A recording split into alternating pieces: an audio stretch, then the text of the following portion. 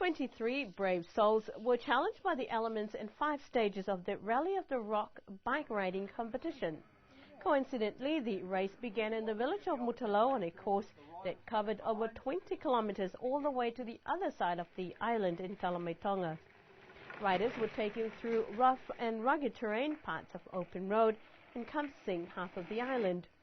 One rider, however, got lost in the maze of tracks, taking a wrong turn, but all made it through in one piece.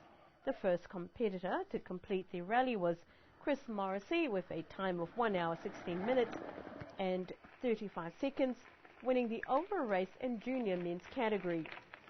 There was also a good turnout from female riders, making up 1/3 of competition.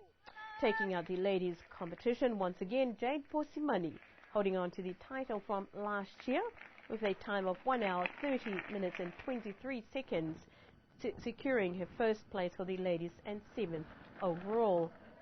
Final placings in the 3rd category for junior men: first Chris Morrissey, second Tomasi Peter, third Nitose Tahenga, and Janam Hopatoa consolation prize came in 3rd but was underage.